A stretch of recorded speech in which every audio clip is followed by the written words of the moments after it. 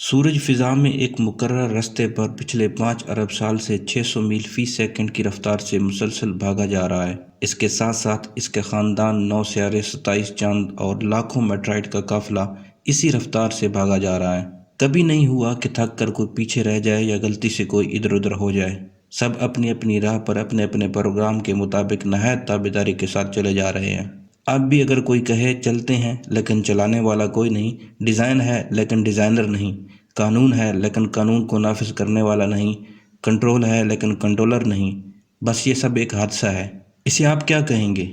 چاند 3,70,000 میل دور زمین پر سمندروں کے اربوں خربوں ٹن پانیوں کو ہر روز 2 دفعہ مد و جزر سے ہلاتا رہتا ہے تاکہ ان میں بسنے والی مخلوق کے لیے ہوا سے مناسب مقدار میں آکسیجن کا انتظام ہوتا رہے، پانی صاف ہوتا رہے، اس میں تعفن پیدا نہ ہو، ساحلی علاقوں کی صفائی ہوتی رہے اور غلاظتیں بہہ کر گہرے پانیوں میں چلتی جائیں۔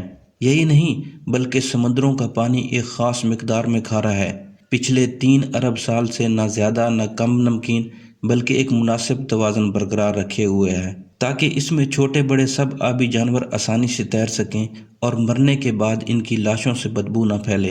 انہی میں کھاری اور میٹھے پانی کی نہریں بھی ساتھ ساتھ بہتی ہیں۔ سطح زمین کے نیچے بھی میٹھے پانی کے سمندر ہیں جو کھارے پانی کے کھلے سمندروں سے ملے ہوئے ہیں۔ سب کے درمیان ایک غائب پردہ ہے تاکہ میٹھا پانی میٹھا رہے اور کھارا پانی کھارا۔ اس حیران کن انتظام کے پیچھے کون سی عقل ہے؟ اس توازن کو کون برقرار رکھے ہوئے ہے؟ کیا پانی کی اپنی سوچ تھی یا چاند کا فیصلہ؟ 1450 سال پہلے جب جدید سائنس کا کوئی وجود نہ تھا، عرب کے صحرا زدہ ملک میں جہاں کوئی سکول یا کالج نہیں تھا، ایک آدمی اٹھ کے سورج اور چاند کے بارے میں کہتا ہے کہ یہ سب ایک حساب کے پابند ہیں۔ سمندروں کی گہرائیوں کے متعلق بتاتا ہے کہ ان کے درمیان برزخ ہے جو قابو میں رکھے ہوئے ہے۔ جب ستاروں کو اپنی جگہ لٹکے ہوئے چراغ کہا جاتا تھا تو وہ کہتا ہے سب کے سب اپنے مدار پر تیر رہے ہیں۔ جب سورج کو ساکن تصور کیا جاتا تھا تو وہ کہتا ہے سورج اپنے لیے مقررہ شدہ رستے پر کسی انجانی منزل کی طرف ہمیشہ سے چلا آ رہا ہے۔ جب کائنات کو ایک جامد آسمان کہا جاتا تھا تو وہ کہتا ہے یہ پھیل رہی ہے۔ وہ نباتات اور حیوانی زندگی کے بارے میں بتاتا ہے کہ ان سب کی بنیاد پانی ہے۔ البرٹ آئنسٹائن اپنی دریافت قوانین قدرت اٹل ہیں پر جدید سائنس کا بانی کہلاتا ہے، لیکن اس نے بہت پہلے بتایا تم رحمان کی تخلیق میں کسی جگہ فرق نہیں پاؤ گے۔ جدید سائنس کی ان قابل فخر دریافتوں پر 1450 سال پہلے پردہ اٹھانے والا کس یونیورسٹی سے پڑھا تھا؟ کس لیبارٹری میں کام کرتا تھا؟ نومولود بچے کو کون سمجھاتا ہے کہ بھوک کے وقت رو کر ماں کی توجہ اپنی طرف مبذول کرائے؟ ماں کو کون حوصلہ دیتا ہے کہ ہر خطرے کے سامنے سینہ سپر ہو کر بچے کو بچائے؟ ایک معمولی سی چڑیا شاہین سے مقابلے پر اتر آتی ہے، یہ حوصلہ اسے کس نے دیا؟ مرغی کے بچے انڈے سے نکلتے ہی چلنے لگتے ہیں، حیوانات کے بچے بغیر سکھائے ماؤں کی طرف 2 دھکے لیے لپکتے ہیں۔ انہیں یہ سب کچھ کون سکھاتا ہے؟ جانوروں کے دلوں میں کون محبت ڈال دیتا ہے کہ اپنی چونچوں میں خوراک لا کر اپنے بچوں کے منہوں میں ڈال لیں؟ یہ آداب زندگی انہوں نے کہاں سے سیکھے؟ شہد کی مکھیاں دور دراز باغوں میں ایک ایک پھول سے رس چوس چوس کر انتہائی ایمانداری سے لا کر چھتے میں جمع کرتی جاتی ہیں۔ ان میں سے ہر ایک ماہر سائنسدان کی طرح جانتی ہیں کہ کچھ پھول زہریلے ہیں، ان کے پاس نہیں جاتی۔ ایک قابل انجینئر کی طرح شہد اور موم کو علیحدہ علیحدہ کرنے کا فن بھی جانتی ہیں۔ جب گرمی ہوتی ہے تو شہد کو پگھل کر بہہ جانے سے بچانے کے لیے اپنے پروں کی حرکت سے پنکھا چلا کر ٹھنڈا بھی کرتی ہیں۔ موم سے ایسا گھر بناتی ہیں جسے دیکھ کر بڑے سے بڑے آرکیٹیکٹ بھی حیرت زدہ ہیں۔ لاکھوں کی تعداد میں ایسے منظم طریقے سے کام کرتی ہیں کہ مثال نہیں۔ ہر ایک میں ایسا ریڈار نظام نصب ہے کہ وہ دور دور نکل جاتی ہیں لیکن اپنے گھر کا راستہ نہیں بھولتی۔ انہیں زندگی کے یہ طریقے کس نے سکھائے؟ انہیں یہ عقل کس نے دی؟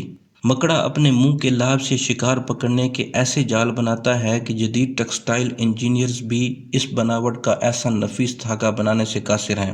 گھریلو چونٹیاں گرمیوں میں موسم سردا کے لیے خوراک جمع کرتی ہیں، اپنے بچوں کے لیے گھر بناتی ہیں، ایک ایسی تنظیم سے رہتی ہیں جہاں مینجمنٹ کے تمام اصول حیران کن حد تک کار فرما ہیں۔ ٹھنڈے پانیوں میں رہنے والی مچھلیاں اپنے انڈے اپنے وطن سے ہزاروں میل دور گرم پانیوں میں دیتی ہیں، لیکن ان سے نکلنے والے بچے جوان ہو کر ماؤں کے وطن خود بخود پہنچ جاتے ہیں۔ نباتات کی زندگی کا سائیکل بھی کم حیران کن نہیں۔ جراثیم اور بیکٹیریا کیسے کروڑوں سالوں سے اپنی بقا کو قائم رکھے ہوئے ہیں۔ زندگی کے گر انہیں کس نے سکھائے ہیں؟ سوشل مینجمنٹ کے یہ اصول انہیں کس نے سکھائے؟ کیا زمین اس قدر عقل مند ہے کہ اس نے بھی خود بخود لیل و نہار کا نظام قائم کر لیا؟ خود بخود ہی اپنے محور پر 67.5 ڈگری جھک گئی تاکہ سارا سال موسم بدلتے رہیں، کبھی بہار، کبھی گرمی، کبھی سردی اور کبھی خزاں، تاکہ اس پر بسنے والوں کو ہر طرح کی سبزیاں، پھل اور خوراک سارا سال ملتی رہیں۔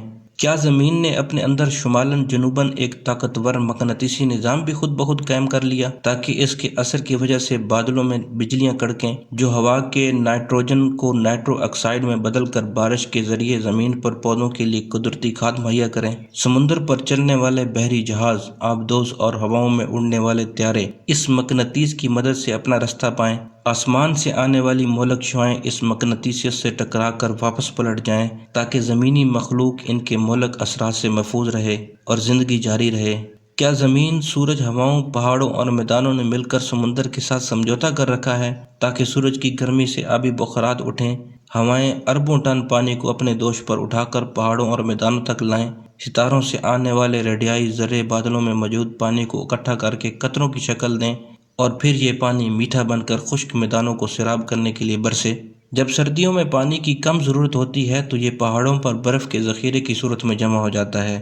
گرمی میں جب زیادہ پانی کی ضرورت ہوتی ہے تو یہ پگھل کر ندی نالوں اور دریاؤں کی صورت میں میدانوں کو سیراب کرتے ہوئے واپس سمندر تک پہنچ جاتا ہے۔ ایک ایسا شاندار متوازن نظام جو سب کو سیراب کرتا ہے اور کچھ بھی ضائع نہیں ہوتا۔ کیا یہ بھی ستاروں، ہوا اور زمین کی اپنی باہمی سوچ تھی؟ ہمارے لبلبے خون میں شوگر کی ایک خاص مقدار کو بڑھنے نہیں دیتے۔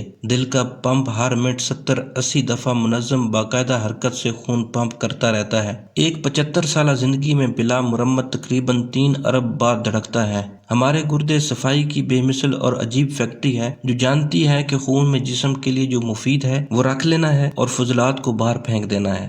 معدہ حیران کن کیمیکل کمپلیکس ہے جو خوراک سے زندگی بخش اجزاء مثلاً پروٹین، کاربوہائیڈریٹس وغیرہ کو علیحدہ کر کے خون کے حوالے کر دیتا ہے اور فضلات کو باہر نکال دیتا ہے۔ انسانی جسم میں انجینئرنگ کے یہ شاہکار، سائنس کے یہ بے مثل نمونے، چھوٹے سے پیٹ میں یہ لاجواب فیکٹریاں، کیا یہ سب کچھ یوں ہی بن گئے تھے؟